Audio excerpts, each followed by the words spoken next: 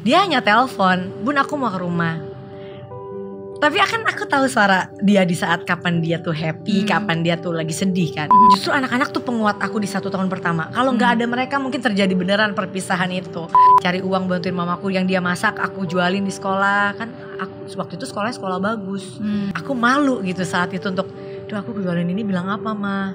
Yaudah kalau kamu malu jangan mama aja yang jualan. Aku lebih nggak tega lagi. Karena bagi aku pernah susah. Tuhan kalau mau membalikan keadaan aku tuh secepat kilat gitu. Kegagalan bukan akhir dari segalanya, kesuksesan juga tidak selalu ada selamanya. Tapi kemauan dan keyakinan untuk terus melangkah itu yang harus dimiliki. Dan hari ini saya sudah kedatangan bintang tamu spesial. Siapa lagi kalau bukan Ashanty. Aduh, akhirnya ya kita bisa ketemu. Wow, udah cukup lama ya kita berusaha untuk menyocokkan bulan jadwal. yang lalu ya. Tapi thank you udah menyempatkan Aku dan juga meluangkan thank waktu. you udah meluangkan waktu dan bisa datang ke sini akhirnya. Sama-sama.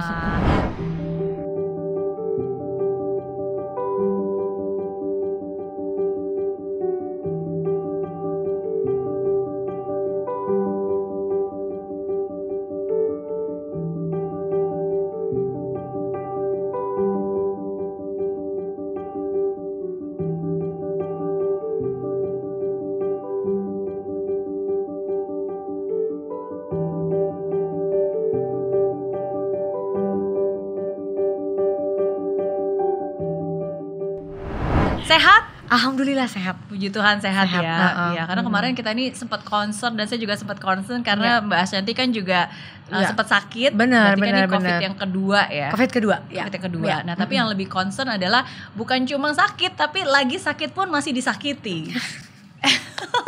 Aduh kayak bahasa itu tuh sampai orang tuh sering nanya banget kamu Iya. tentang bahasa kalau ke TV kemana-mana itu perasaan lagi sakit, lagi sakit kondisi terus tiba-tiba aku nggak tahu waktu itu Omikron kira-kira akan apa efeknya, terus dapat kayak banyak orang yang ngata-ngatain gitu ya, itu kan jadi negatif banget ya aku tuh jadi kayak aduh aku tuh lagi sakit, aku juga nggak tahu ini nanti hari besok-besok tuh apa sih Omikron ini kayak gimana sih efeknya ke aku, kok malah maksudnya kan kadang kita ada pengen disupport ya gitu, maksudnya disupport untuk cepat sembuh ya atau apa, tapi kok aku saat itu terkesan kayak aku yang bawa virus ini ya gitu, yang baru ini apa aku ya atau gimana kayak gitu, ya bergejolak lah rasanya, tapi akhirnya mungkin baper ya karena lagi sakit juga gitu, agak-agak baper gitu kan. Betul. Dan khawatir juga kan sebenarnya. Dan ada khawatir karena di COVID yang pertama kan memang aku parah sekali ya gitu, dan Omikron kemarin alhamdulillah ternyata setelah hari-hari berikutnya nggak ada gejala sama sekali di aku gitu. Tapi kan saat itu hari pertama masuk dapet semua itu tuh kayak I can't take it gitu, kayak aduh gitu. Iya, tapi you're very strong, very strong. Selalu wanita kuat dan wanita tangguh. Iya. Jadi itu tuh sebenarnya di saat-saat yang sama di mana aku juga lagi karantina, Mbak Ashanty. Baru balik juga sebenarnya gitu. Jadi ya tapi puji Tuhan itu juga sudah berlalu dan puji Tuhan sekarang juga semua sehat-sehat aja. Aurel juga sehat gitu kan. Padahal waktu kondisi juga lagi hamil sebenarnya. Itu yang paling aku takutin saat itu kayak duh jangan sampai kakak deh yang kena gitu, atau jangan sampai dia positif juga karena kan aku yang duluan nyampe, besoknya dia, jadi kita berdoa supaya jangan sampai dia karena dia belum tentu akan kuat kan, apalagi dia lagi hamil, jadi kita udah lebih stresnya ke situ saat itu. Dan saat itu mungkin kekhawatiranku kayak aku nih saat itu kan memang penerbangan semua dibuka dan memang kita udah saat aku beli tiket itu masih karantina 3 hari, Omikron belum ada, jadi kayak aku masih kayak ngerasa aduh aku salah ya atau gimana, jadi berkecamuk banget lah perasaannya saat itu. Dan tujuan kesana pun juga bukan hanya untuk liburan aja kan, itulah karena ada kita ketemu sama keluarga besar kan, iya karena udah hampir berapa tahun dari belum nikah, dari belum mereka deket malah itu kita udah nggak pernah ketemu, jadi tuh ya sulit untuk mengerti, makanya lebih mudah untuk berasumsi bagi banyak orang ya.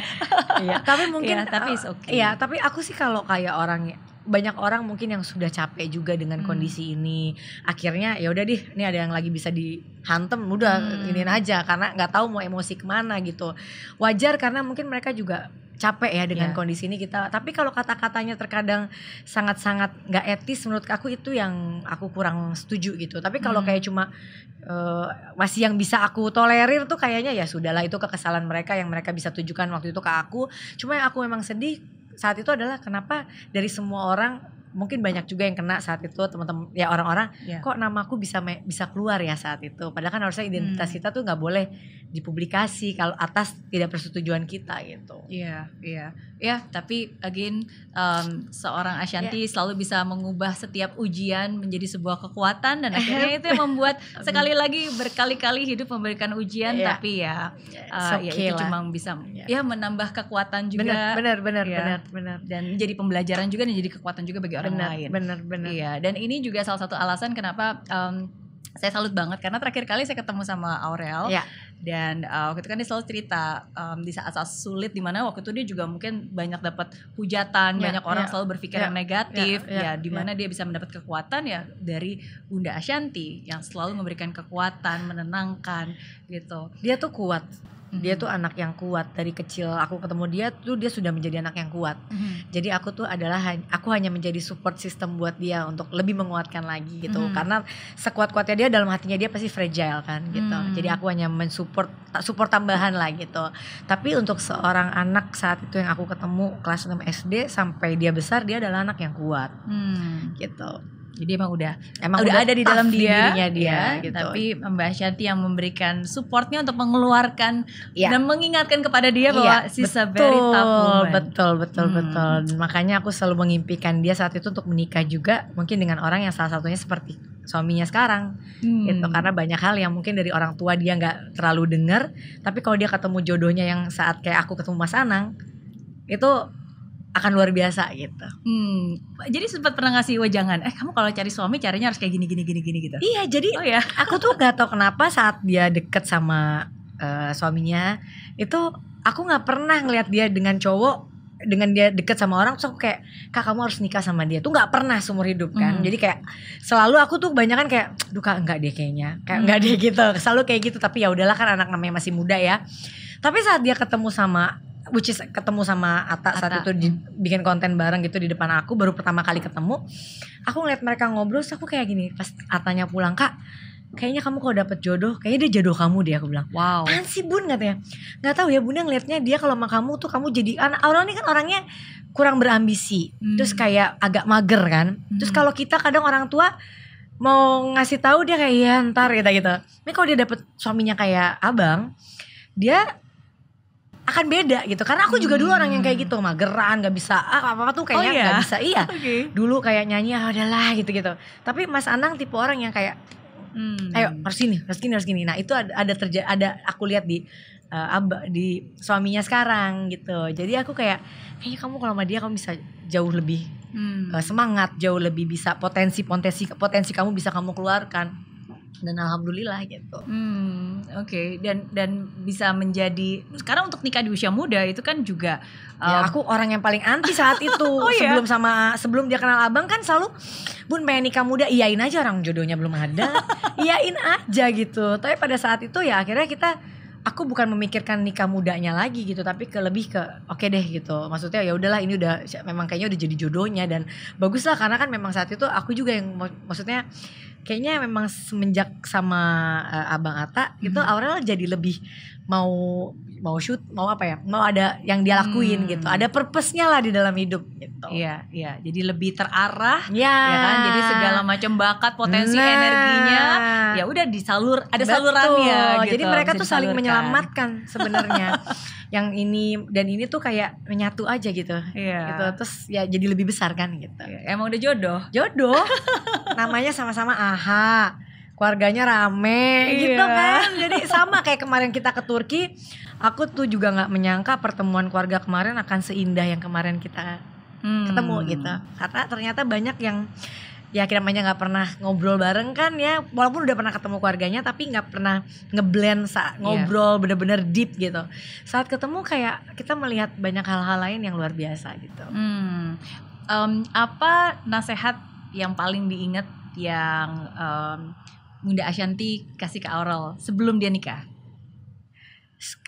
Pesan aku sih sebenarnya nggak terlalu gimana-gimana, karena aku yakin Aurel tuh berapa belas tahun kita bersama, udah banyak hal yang udah diambil dari orang tuanya waktu dia kecil. Ada banyak hal yang udah diambil dari orang tua, maksudnya dari aku dan pipinya juga. Jadi dia tuh kan anak kecil tuh kan mengcapture segala momen dalam hidupnya dia itu. Jadi sekarang aku bisa ngeliat gimana dia mengurus rumah tangga dan lain-lain. Oh ini dari siapa nih, ini dari siapa. Aku tuh udah bisa kayak gitu. Karena itu yang dia ambil, yang dia adapt dari orang tuanya kan. Tapi aku cuma bilang gini, Kak, saat kamu belum nikah, abang belum menjadi suami kamu, mungkin kalau kamu lagi berantem, Bunda masih bisa belain kamu nih. Tapi saat kamu sudah menikah, Bunda gak mau lagi, karena Atta udah menjadi anak kita juga. Jadi yang bisa kamu lakukan adalah menjadi istri yang baik, gitu, mengurus suami dengan baik dan anak-anak. Dan orang kita nih, aku sama Senang, udah bukan lagi kalau kamu kenapa-napa ngebelainnya kamu, tapi udah lebih ke cari solusi kalau kalian kenapa-napa. Gitu. Kalau dulu kan masih yang anaknya paling bener gitu. Ya namanya belum nikah kan. Juga kan pasti kita ingin melindungi anak kita kan, gitu. Membela anak. Betul. Tapi saat dia udah menikah, kita cari solusi gimana kalian harus ada, setiap masalah yang kalian dapatkan ini solusinya. Jadi aku agak kurang setuju dengan orang tua yang saat anaknya berantem sama pasangan suami atau istrinya, anaknya selalu bener gitu. Gitu. Bukannya mencarikan solusi supaya mereka keluar dari masalah itu gitu. Ya termasuk karena beberapa saat ini kan juga sempat ada artikel yang keluar yang katanya Aurel sempat cerita waktu di awal-awal pernikahan. Dia cerita ya? Telepon dan bilang pulangkan aja aku pada rumah ibuku. Nelpon Mbak Ashanti. Aku sempat baca artikelnya karena dia sempat share di salah satu akun YouTube. Aku baru tahu dia cerita itu. Aku nggak mau buka karena takut. Dia cerita beneran? Iya, ada. Ada momen yang ya tanpa dia bilang, dia kan anak ini udah lama kan hidup sama aku. Dia hanya telepon, Bun aku mau ke rumah. Tapi aku tahu suara dia di saat kapan dia tuh happy, kapan dia tuh lagi sedih kan. Dia tuh nggak perlu ngomong, hanya ngeliat mata dia atau dengar suara dia, aku udah paham. Kenapa? Aku bilang, ya aku mau kesana, udah. Tapi aku udah tahu, pada saat langsung aku tahu ini berantem. Aku cuma bilang, ya izin dulu sama suami kamu kalau kamu mau kesini, gitu. Abis itu baru kesini, daripada dia kemana-mana. Kan kita nggak, daripada dia cerita ke orang atau apa. Abis itu kamu kesini deh. Jangan ngomong sama siapa-siapa, jangan orang lain tahu ya kalau kamu berantem. Enggak berantem gitu. Tapi aku udah tahu gitu kan. Bener gak lama suaminya juga nelfon gitu. Aku cuma bilang ke mereka, mending kesini, kalian ngobrolin daripada kalian nanti harus ada orang lain yang lihat kan gak enak, gitu. Tapi ya aku udah nggak bakalan bisa untuk ngebelain salah satunya. Ya udah gimana cari solusi dari permasalahan kalian, gitu. Gitu dimengerti. Ya namanya namanya juga awal nikah seperti itu. Aku juga dulu, aku lebih parah lagi dulu loh. Oh iya. Aku tuh sampai aduh ya ampun, sampai udah kata-katanya. Makanya aku bilang sama Aurel nggak, tapi Aurel nggak tahu cerita ini mungkin ya. Jangan pernah masalah seberat apapun kalian mengucapkan kata cerai. Cerai, betul. Ya tuh, cerai lah gitu, karena kan kalau di agamaku nggak boleh gitu. Pergi, udah nenangin pikiran dulu, tapi jangan pernah terucap kata itu. Kan itu emosi sesaat, karena Bunda pernah di usia juga yang baru-baru nikah, masih kaget, masih aduh gitu, masih chaos banget. Aku melakukan kesalahan untuk pergi gitu dari rumah, gitu. Dan aku nggak memikirkan perasaan suami dan anak-anakku saat itu, dimana orang anak kan pasti trauma dong lihat, aduh ini kok orang tua gue gagal lagi sih gitu kan. Itu aku sedih banget, siap lagi ngeliat Aurel Majiel yang Bunda pulang ya. Itu aku kayak sampai sekarang tuh masih keinget gitu, kayak aku kok kayak gini ya. Tapi masih awal kawin kan. Akhirnya aku punya mama yang luar biasa, yang kamu pulang, jadi nggak nerima aku gitu. Kamu pulang, nggak ada kamu kayak gini-gini, kamu udah nikah. Terus aku akhirnya ya udah aku balik lagi pulang gitu. Tapi kan maksudnya di awal pernikahan pasti itu semua terjadi. Namanya belum pernah, aku apalagi belum pernah nikah kan waktu itu. Jeder ketemu sama suami, dan masalahnya bukan anak-anak. Waktu itu apa tantangan terbesarnya? Bukan anak-anak sama sekali. Justru anak-anak tuh penguat aku di 1 tahun pertama. Kalau nggak ada mereka mungkin terjadi beneran perpisahan itu. Aku melihat banyak hal baru yang aku nggak sanggup lakukan. Terus adalah hal-hal yang menurut aku kok gini gitu. Dan suamiku juga sama, namanya 2 pribadi yang berbeda. Kan kalau pacaran kan semua yang bagus-bagusnya. Betul. Saat menikah wow gitu. Makanya bilang cinta itu buta. Tapi begitu nikah melek semua, loh kok kayak gini. Apalagi kan ngurusin rumah. Iya. Terus ngurusin yang hal-hal yang gak pernah aku urus. Iya. Gitu terjadilah gitu. Akhirnya gitulah gitu. Akhirnya ya udah aku ngobrol sama mama pas aku pergi. Mama cuma pesan kamu balik, tenangin dulu beberapa jam, waktu itu nggak sampai nginep kayaknya. Iya. Tenangin diri dulu. Terus akhirnya dia cerita bahwa rumah tangga itu nggak akan ada yang sesuai dengan ekspektasi kamu, entah sekarang atau nanti atau 10 tahun lagi. Dia bilang, kenapa dulu mau nikah kalau tahu konsekuensinya ini gitu. Udah akhirnya aku nenangin diri, aku juga nelfon ke keluarga Mas Anang gitu untuk ya udahlah. Akhirnya nggak jemput loh suamiku tuh. Dia tuh keras banget untuk hal-hal kayak gitu. Dia nggak terima aku pergi gitu. Dia nggak terima anak-anaknya harus melewati lagi hal-hal yang kayak gini gitu. Jadi aku pulang, malu banget kan. Tapi itu menunjukkan kebesaran hati.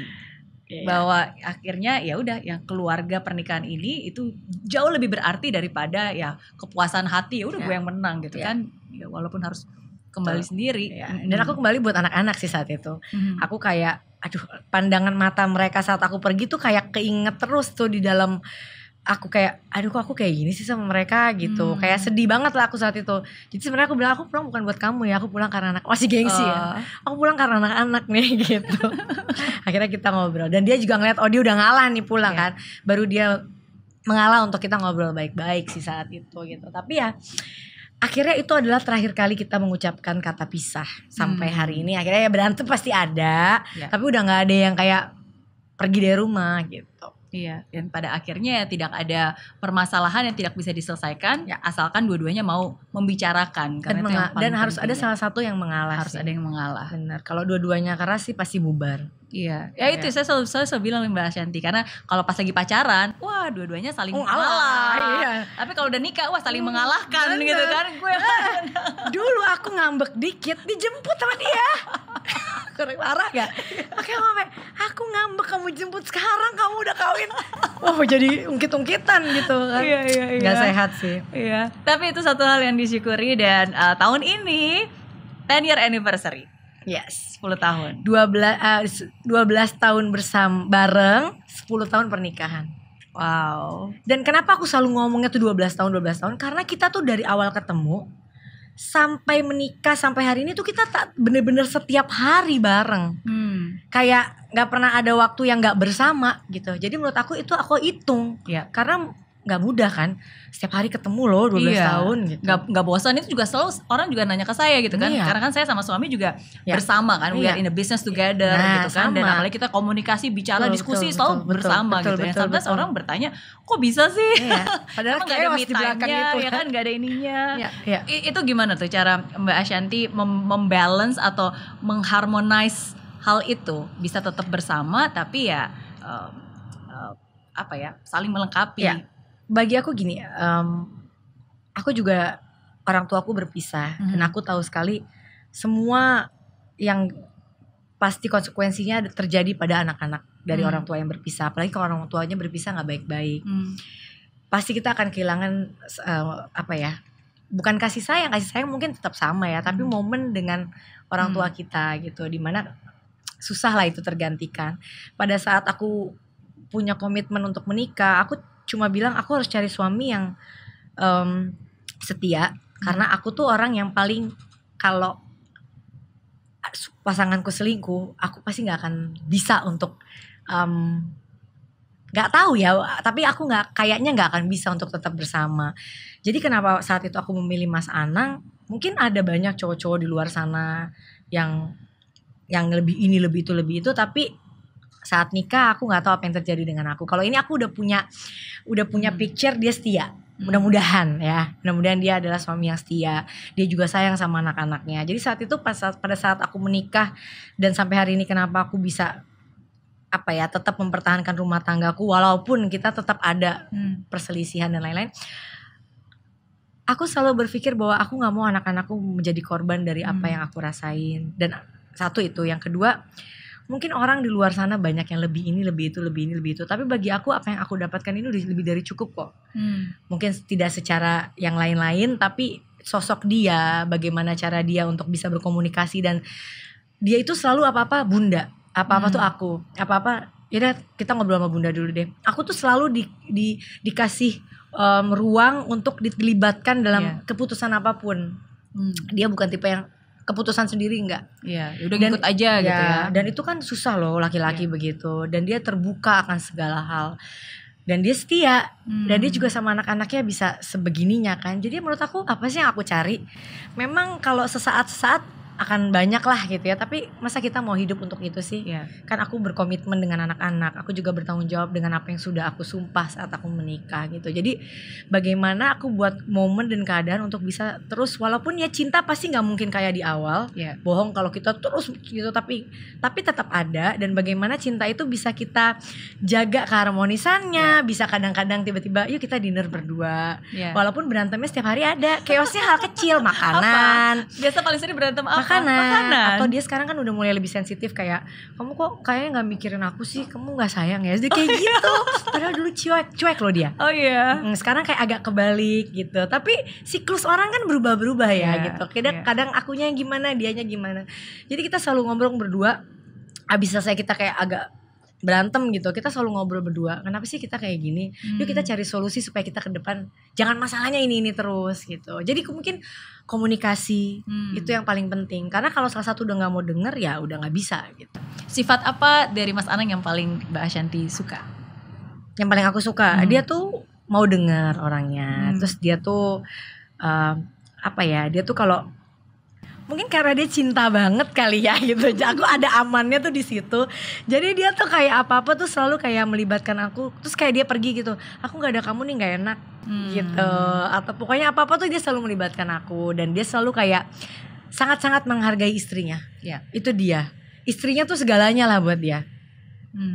Which is menurut aku nggak semua orang bisa ngelakuin itu, walaupun nyebelinnya juga banyak.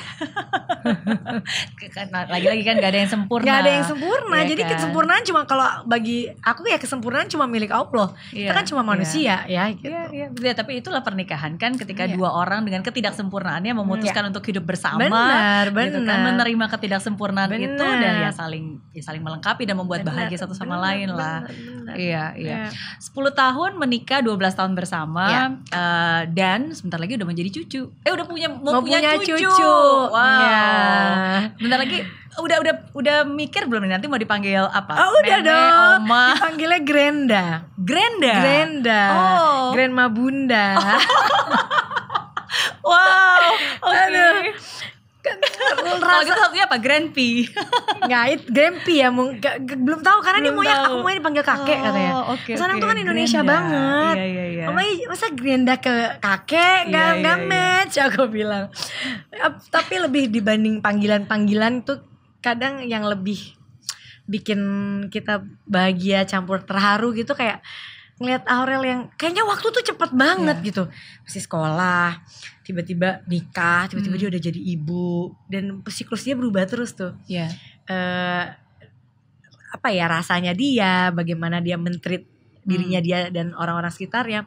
Lebih kayak kadang, Kak kamu cepet banget sih Kak berubahnya gitu. Dia kayak, ya kan aku udah mau jadi ibu. Kadang-kadang masih ada anak-anaknya. Cuma momen yang kayak gitunya, terus kayak ntar lagi kamu udah punya anak, ntar lagi punya cucu kan. Kadang-kadang kan namanya orang nenek kakek tuh lebih ke cucu kan, katanya gitu. Kita belum ngerasain karena belum ada wujudnya, tapi udah kayak lebih protektif ke dia gitu. Lebih kayak Kak gini. Dia tiap hari kan pasti kita video call gitu. Jadi selalu ada komunikasi lah di antara kita, yang jadi kita tahu tuh setiap momen perubahannya dia dan apa yang dia rasain gitu. It's very fast ya, nggak kerasa, cepet banget. Kayak aku tuh kadang ngeliat dia nih, kadang dia suka apa sih mau ngeliatin gitu. Kayak ngerti ya momen-momen yang kayak betul. Aku kayak ke flashback terus gitu ngeliat dia. Ya ampun, ntar lagi udah punya anak gitu. Tapi mungkin waktu terasa cepat karena Mbak Ashanty pun juga banyak banget kesibukannya. Bener nggak? Mungkin.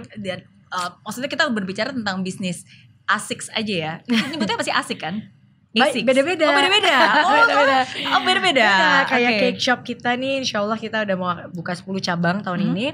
Itu namanya Lumiere.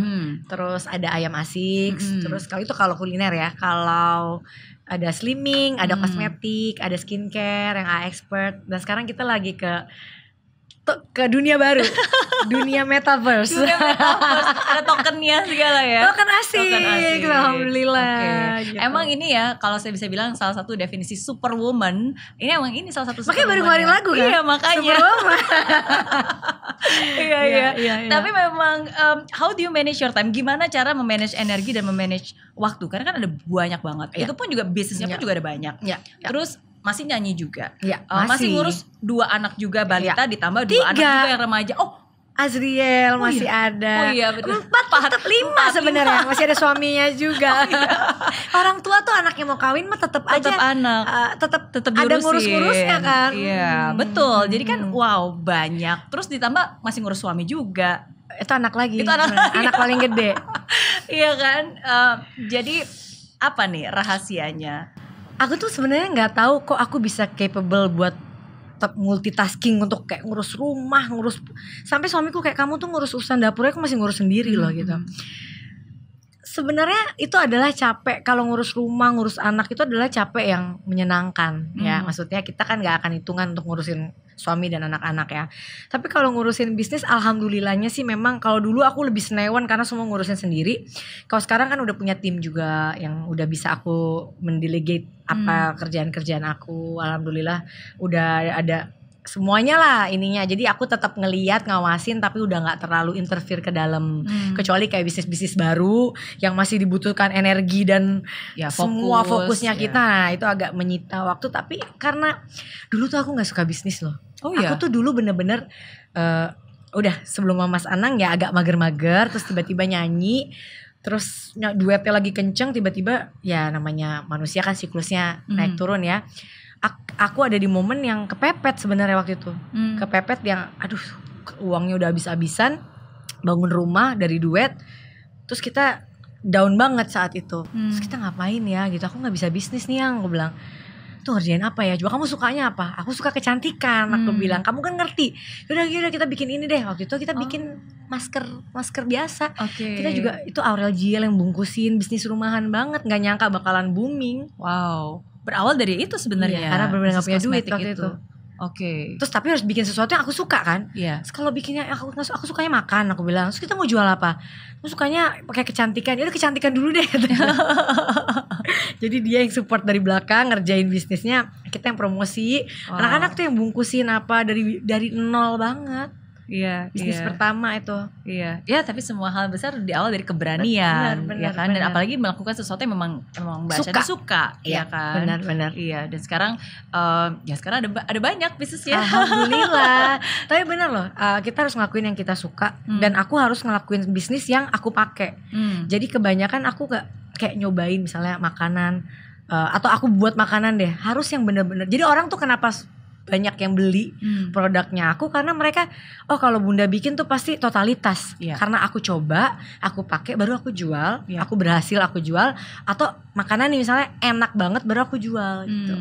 Jadi mereka juga percaya ya bahwa ini memang benar-benar udah lulus nih dari uji lulusnya gitu.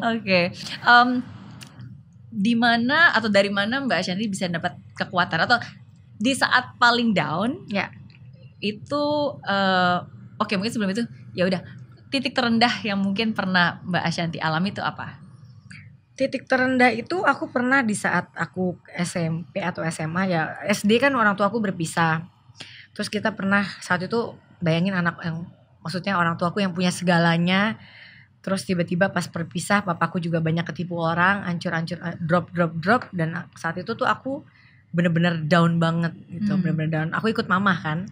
Papaku juga drop down banget lah gitu. Akhirnya aku ikut mama, aku yang biasa diantar naik mobil gitu, aku harus belajar naik angkutan umum, aku harus belajar cari uang bantuin mamaku yang dia masak, aku jualin di sekolah. Kan aku waktu itu sekolah bagus. Terus aku malu gitu saat itu untuk aku jualin ini bilang apa ma?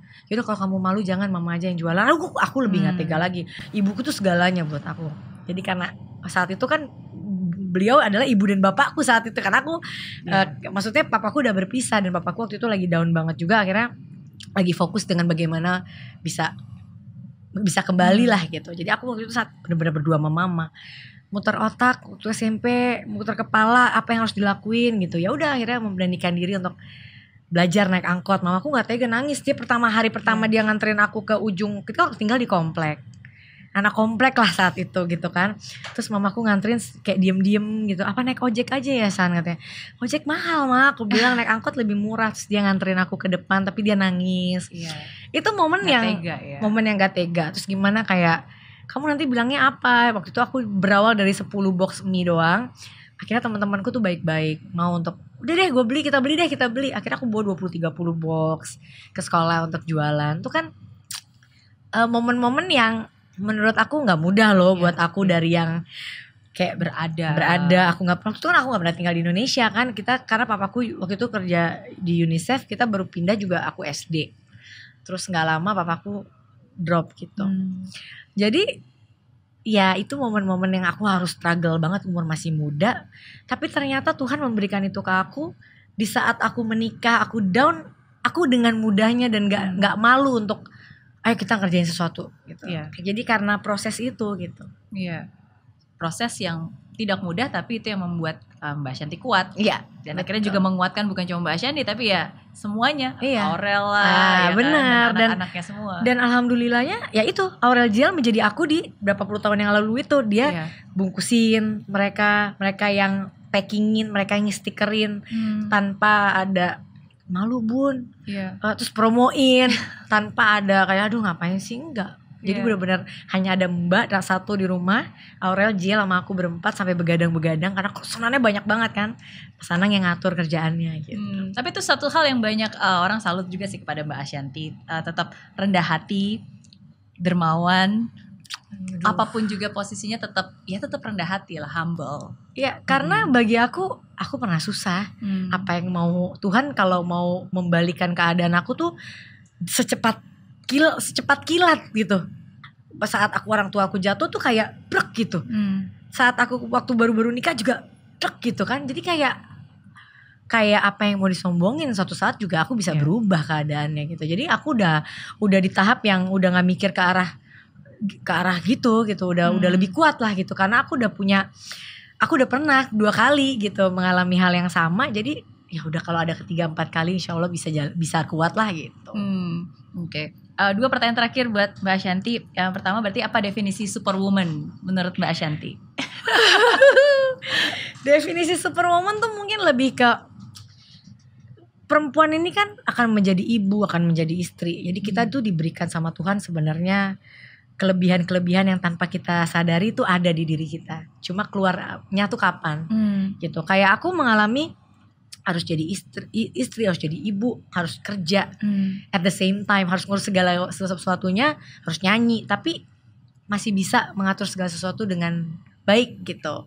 Jadi menurut aku ya itu superwoman. Dia menjadi kadang-kadang superwoman ini kan definisi yang kayak wah saat kita udah menjadi superwoman kita jadi kayak semena-mena gitu. Tapi kan kita harus mengingat lagi definisi kita, walaupun kita merasa diri kita superwoman tapi kita tetap gak melupakan kodrat kita sebagai istri. Artinya ya kadang-kadang kita juga maksudnya ke suami juga ya harus tetap respect ke dia gitu. Respect bahwa dia adalah imam kita juga gak bisa semena-mena gara-gara kita merasa kita superior gitu. Jadi itu sih yang selalu aku berusaha terapkan di dalam hidup aku, bahwa walaupun aku merasa perempuan itu bisa menjadi superwoman tapi ada kodrat-kodrat yang gak bisa dia lupakan ya sebagai istri, sebagai ibu gitu. Dan terakhir nih berarti kan kalau dilihat dari Mbak Ashanty sendiri ya, of course kita nggak punya waktu untuk bisa menjelaskan semuanya, tapi ada banyak banget sebenarnya perjalanan hidup Mbak Ashanty itu benar-benar naik turun dari bisnis, dari relationship, dari keluarga, dari kesehatan pun juga seperti itu gitu kan. Nah jadi apa yang selalu bisa membuat Mbak Ashanty kuat, dan pesan untuk para wanita yang lain yang di luar sana yang mungkin sekarang juga berada di saat yang sulit untuk mereka jadi kuat juga. Ya mungkin memang aku diberi kebahagiaannya, maksudnya alhamdulillah selalu bisa bangkit dari terpuruk. Mungkin aku juga alhamdulillah punya anak-anak luar biasa, suami yang luar biasa, tapi dari segi kesehatan aku mungkin dapat cobaan. Kayak dulu aku di 2011 ada meningitis, tiba-tiba terus aku kena autoimun dan lain-lain. Awalnya mungkin aku ada sempet kayak kenapa aku yang kena, aku ada salah apa atau kayak gitu-gitulah.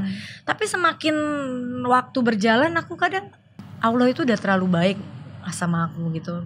Gak semua orang bisa diberikan apa yang aku rasain gitu. Terus kenapa aku harus mengeluh cuma dikasih sakit? Toh sakitku juga aku masih bisa berjuang kok melawan sakit aku gitu. Kalau aku terlalu terpuruk dan mengeluh, mungkin aja akan ada cobaan lain di dalam hidup aku. Yang penting aku punya suami, punya anak-anak yang menguatkan. Dan alhamdulillah aku tuh selalu juga dikasih orang-orang di sekitarku yang support, yang sayang, entah keluarga ataupun orang yang bukan keluarga. Jadi menurut aku itu sesuatu yang gak bisa aku beli gitu. Mungkin kita bisa beli rumah, bisa beli apa, tapi beli kasih sayang tuh gak gampang kan.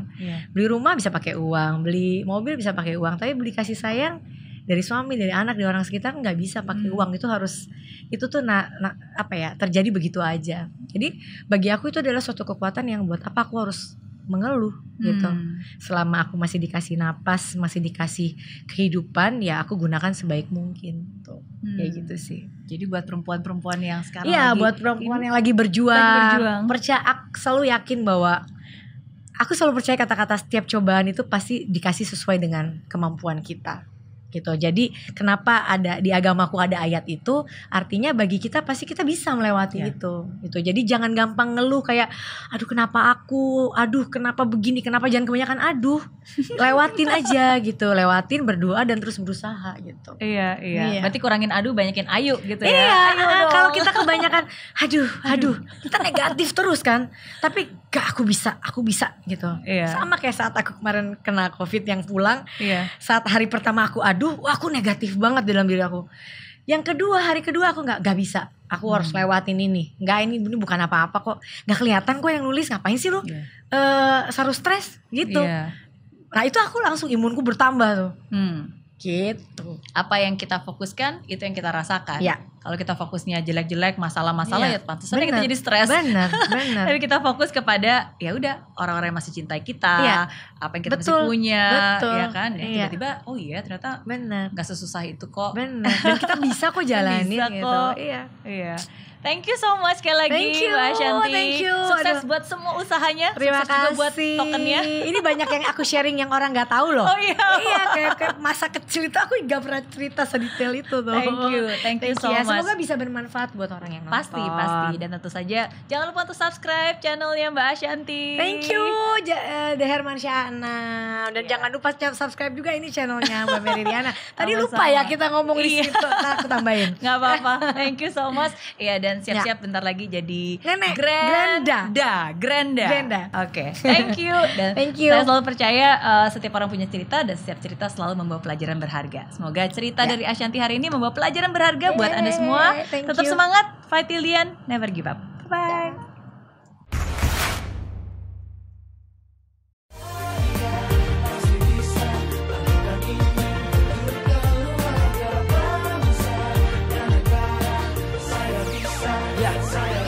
Laksana bumi tanpa hujan, hidup tanpa tujuan, kering dan mati tanpa hijaunya tumbuhan.